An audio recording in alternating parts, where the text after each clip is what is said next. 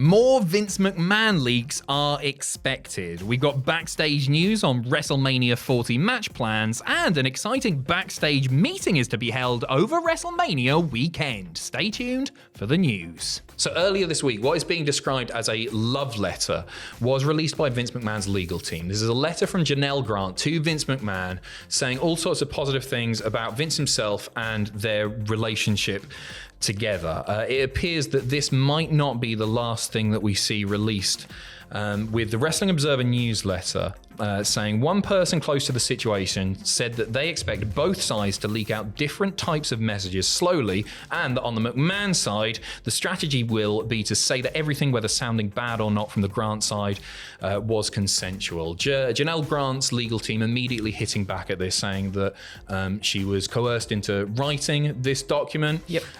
It's a fairly typical strategy by abusers to get victims to write this sort of stuff to them, and that's what they're alleging has happened here. It's a really just grim thing to talk about. So there's been a lot that has been made public already, with seemingly a lot more coming. And this also follows WWE removing Vince McMahon from various different types of multimedia that they're releasing. Obviously, he's been blurred out in the game and all that sort of stuff. And Vince McMahon, you're not allowed to say his name on TV. No. At the moment. So we'll keep you updated on that, but it looks like we may see more sooner rather than later, perhaps, anyway. Moving on to more positive things. WrestleMania is just around the corner. I say just around the corner, it's tomorrow. It's tomorrow, Yes, we can smile. This is great. Right, WrestleMania 40 is coming. And we've got a few backstage notes on some WrestleMania 40 matches. Yeah, we do. This comes from The Observer as well, and they say the plan was to do 4 long matches on night 1, starting with the Rhea Ripley versus Becky Lynch opener, as well as the ladder match for the tag team titles, the semi-final of Gunther versus Sami Zayn, and of course the tag match, which is expected to be filled with bells and whistles. Not literally. With a long story. Maybe it would. Maybe it's going to be. This is hardcore. Every match on the show is likely to be very good, and the 4 key matches, for very different reasons, have shots at being exceptional. Also, all 4 are likely to be very different. So we got 7 matches on night 1, I believe. Yes, we do, yes. 7 matches on night 1, 4 of them expecting to go long, which is interesting because night 2 has fewer matches on it, so I was expecting some of those to go long. They probably will as well. Yeah, of course. But interesting notes there. Rhea Ripley versus Becky Lynch being listed as the opener. I'm really looking forward to that one. There's a little part of me, after we did the predictions yesterday, it's on the channel now, after we did the predictions, I was like, it's not going to happen, but I'd love a glorified squash in Rhea versus Becky. Oh, Becky just batters her. No, Rhea just absolutely. I guess like a sort of like a reverse of the situation of when Becky squashed Bianca. Just have Rhea absolutely squash Becky. Yeah, I saw somebody on Twitter describe it as sometimes you need to present somebody as such a threat that they just cannot be defeated. And I think they've got an opportunity to do that with Rhea Ripley right now. And killing the man. I mean, but then I guess that you're right, and I think you even said it in the predictions video too, in that where do you go from there though for Rhea? It's After tough that, with Rhea. It's difficult. It's tough with Rhea because nobody does feel like they're on her level. Yeah. She is that good. I guess in some ways it's a nice problem to have that you've got this person with such a tremendous presence and star power that nobody else feels like they are on that level, but at the same time, who do you book them against? Yeah, exactly. So other matches listed there is potentially going long: Gunther versus Sami Zayn, the ladder match, and I would assume the main event is going to be a shenanigans-filled 25 odd minutes of fun. I cannot wait. I'm really just so excited about both nights of WrestleMania. There's been some really great wrestling happening already this week over loads. WrestleMania week. There's loads going on, loads to talk about, which we will do during the live stream tomorrow and on Sunday. Another exciting name who is going to be there, or is probably already there, in Philadelphia for WrestleMania, is Rossy Agarwa. He's there with Julia. They're both in Philadelphia to attend WWE events this weekend. It's noted right now there is no deal between Agarwa and WWE, but they are expected to be talking while he's there. He is, of course, the former exec producer of Stardom, who was terminated by Bushi Road and is now looking to form his own promotion, which is exciting stuff because a lot of those fantastic wrestlers have a tremendous amount of loyalty toward Agarwa. Yes, they do. Yeah. Absolutely, and I mean, this would be an incredible thing just in general for WWE too, who are like out there this weekend. All the indies, you know, we've seen Shayna Baszler turn up, Charlie Dempsey turn up at Bloodsport, and everything like that, and like it just feels like they're looking to expand more into these different avenues, and I always think that's a really good thing just for general, not only for WWE, but also for like the smaller independent places too, to have people of that star power. Oh, for sure. Massive for them. Exactly, like, apart from the fans, they benefit the most. Yeah. But WWE do benefit from that a lot. I don't know what sort of money is changing hands, if it's a huge deal. It's going to be peanuts to WWE, but actually, as far as goodwill from the fans towards WWE goes, we're sitting here talking about it. It's like, I've got big respect for them doing this. They don't have to do that. No. They're lending their superstars out. They're potentially going to get hurt. Fingers crossed not, obviously, but the potential is always there. And I just think it's cool for WWE to be shining a spotlight on these smaller companies. It's a great PR move. More than anything else, the benefit to WWE, I think, is the PR side of things. One man in a two featured main events at WrestleMania is, of course, Cody Rhodes. He's in the tag match night 1 and he challenges Roman in perhaps bloodline rules on night 2. He has filed a very interesting trademark indeed. Cody Rhodes has filed a trademark the Renaissance era, or the Renaissance era, if you prefer, however you would like to say it.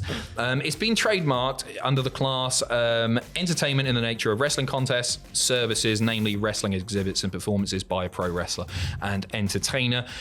This took me by surprise.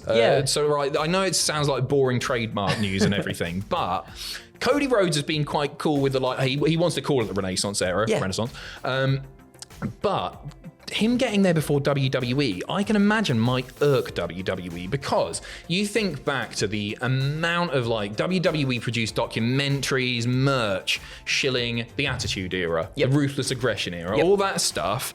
If they want to move forward, calling this the Renaissance Era, and Cody's got the trademark for that. That makes life a bit more difficult for WWE. I can imagine them being a bit miffed by this. I can imagine that too, but you know, we've heard this term be thrown around quite a bit for a little while now. I think Nick Aldis even, tweeted out about it in a picture of him and Triple H. So internally, it feels like it's definitely been a thing, but I guess we don't know where it naturally stemmed from, who it naturally stemmed from in the first place. Maybe it did naturally stem from Cody, and they've been like, you're allowed to go, you can go and trademark that, because maybe it was something that he said originally. I'm not too sure. No, I'm not sure. I just sort of started seeing it pop up on social media, and I was like, I don't know where that's come from. Yeah, and everybody started picking it up, and I feel like, I could be completely wrong, but I feel like we even heard stories that internally they were referring to it as well. Yeah, for sure. But again, I guess at this point we're not really too sure where it came from. No idea. But Cody's got in there first. Yeah. I like it personally. It's a bit wanky. It's a bit pretentious, the Renaissance era of wrestling. But I actually think it's quite fitting. I think perhaps how the outcome is on Sunday, I think Monday Night Raw, the Raw after Mania, that's when you push it, and that is it. He does the Ruthless Aggression Cena promo, says it, and he's got all the rights to it. Yeah. I'd be livid if I was Triple H's legal team. They should have got in there first. Hey, play the game, WWE. Yeah. We will see. Speaking of Monday, Andrew and I, Raw After Mania reactions there. We're going to finish off with an interesting note from a Brandi Rhodes interview. She has been chatting away with Progress Wrestling and commented on her leave from AEW, her departure back in February of 2022. I can't believe it's been that long already. Just a really quick one, and she didn't really go into specifics. She said, what I feared with that company, I was seeing before my eyes. When you start to see things drift from the original vision, and I've seen this happen before, then you start to think this may not be what we thought it was. So she's you got to sort of read between the lines on this, and we were speculating before we started recording this video as to what this might be. You were saying about the NWA stuff. Yeah, so Tom put out a video recently about, why WrestleMania 40 is in the tag match specifically really is sort of Jack Perry's fault. Domino effect. Yeah, domino effect, a domino effect. And in that video he explains that, Cody's vision for it was, for AEW, was to be more of like an NWA style territory thing. Whereas Kenny and the Bucks potentially saw it more just like a super indie, an indie with lots and lots of money. And, again, we were speculating, weren't we? And I guess, when you've got people in there that are very much the vice presidents and this, that, and the other, there's a bit of an outvote there if 3 or 4 potential other people were to vote for one side of things. Ultimately, it's Tony Khan, right? Yeah. And he's backed a certain strategy. We'll see how it pays off and everything. Yeah. I think Cody has basically gotten what he wanted. He's sort of doing, in some respects at least, a contemporary version of NWA booking in WWE right now. I think he's pretty happy with what he's doing. Yeah. And he probably will be, especially after Sunday. Fingers crossed. Well, he was speaking on that Ariel Helwani interview, and they were talking about his contracts and everything. And I think Ariel asked him, "Did you even think about going back to AEW?" And it's like, no disrespect to them at all, because what they're doing is fantastic, but no, I'm happy with where I am. He played it really cool. He's such a good PR guy. Yes, he was like, well, yeah. I don't agree with what Punk said. He comes across as just such a class actor, doesn't he? He does, He's yeah. very good, and I look forward to him beating Roman. It's another thing I was thinking about. It's weird, like with Roman, that actually I'm going to be more relieved that Roman Reigns' reign is over than I am happy for Cody. Oh, okay. Do you know Just what I mean? I'll be happy for Cody, different. but it'll just be like, whew, glad that's done. Yeah. Let's get on with the Renaissance era, shall we? Whoa. A couple of bits to plug before we go. SmackDown reactions with myself live on Twitch tonight, 1 a.m. for that one. Tomorrow afternoon, you've got Ross and Jack over on Twitch. That's twitch.tv/Cultaholic for NXT Standard Deliver reactions. You've got night 1 and 2 of WrestleMania reactions on YouTube with myself and Andrew.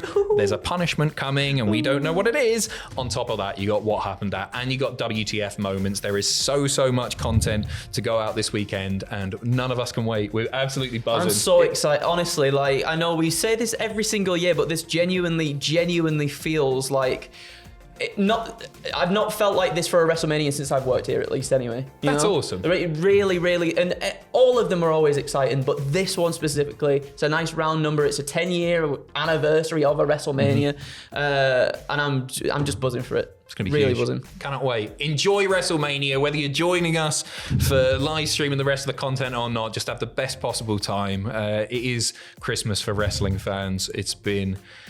After the build's been great. I could chat about it for ages. We'll say goodbye now. Thank you very much. Have fun. WrestleMania. Come on!